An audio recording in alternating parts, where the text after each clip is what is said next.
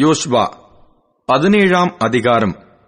மனாசே கோத்திரத்திற்கும் பங்கு கிடைத்தது. அவன் யோசேப்புக்கு முதற் பேரானவன். மனாசேயின் மூத்த குமாரனும் கிலேயாத்தின் தகப்பனுமான மாகீர் யுத்த மனுஷனானபடியினால் கீலேயாத்தும் பாசானும் அவனுக்கு கிடைத்தது. அபியேசரின் புத்திரரும் ஏலேக்கின் புத்திரரும் அஸ்ரியேலின் புத்திரரும் செகேமின் புத்திரரும் எப்பேரின் புத்திரரும் செமிதாவின் புத்திரருமான மனாசேயினுடைய மற்ற குமாரரின் புத்திரராகிய அபியேசரின் வம்சங்களுக்கு தக்க சுதந்திரம் கொடுக்கப்பட்டது. தங்கள் வம்சங்களுக்குள்ளே அவர்களே யோசேப்புடைய குமாரனாகிய மனாசேயின் ஆண் பிள்ளைகளாய் இருந்தார்கள்.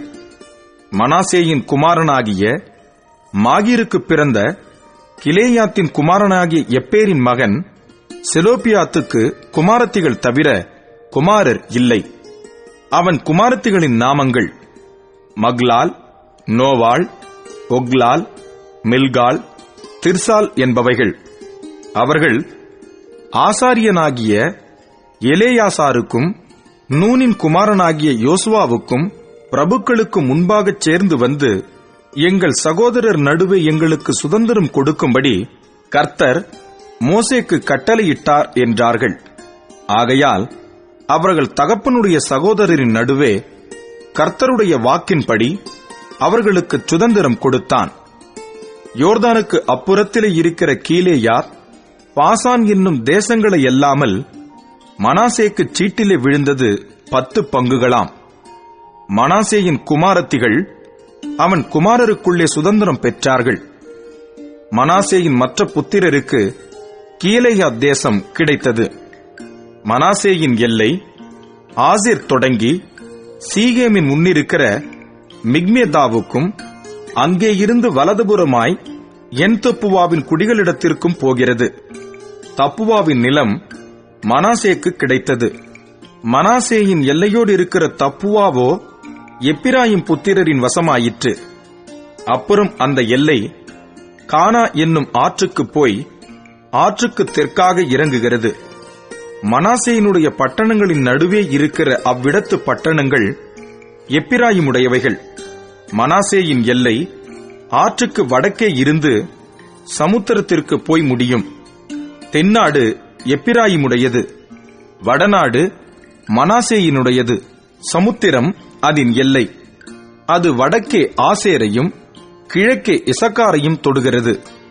இசக்காரிலும் ஆசேரிலும் இருக்கிற 3 நாடுகளாகிய பெத்செயானும் அதன் ஊர்களும், இப்லேயாமும் அதன் ஊர்களும், தோரின் குடிகளும் அதன் ஊர்களும், எந்தோரின் குடிகளும் அதன் ஊர்களும், தானாகின் குடிகளும் அதன் ஊர்களும், மெகிதோவின் குடிகளும் அதன் ஊர்களும் மனாசேயினுடையவைகள். மனாசேயின் புத்திரர் அந்த பட்டணங்களின் குடிகளை துரத்திவிடக் கூடாமற் போயிற்று. கானானியர் அந்த சீமையிலேதானே குடியிருக்க வேண்டும் என்று இருந்தார்கள். இஸ்ரவேல் புத்திரர் பலத்த போதும் கானானியரை முற்றிலும் துரத்துவிடாமல் அவர்களை பகுதி கட்டுகிறவர்களாக்கிக் கொண்டார்கள். யோசேப்பின் புத்திரர் யோசுவாவை நோக்கி, கர்த்தர் எங்களை இதுவரைக்கும் ஆசீர்வதித்து வந்ததினால் நாங்கள் ஜனம் பெருத்தவர்களாய் இருக்கிறோம். நீர் எங்களுக்கு சுதந்திரமாக ஒரே வீதத்தையும் ஒரே பங்கையும் கொடுத்தது என்ன என்று கேட்டார்கள்.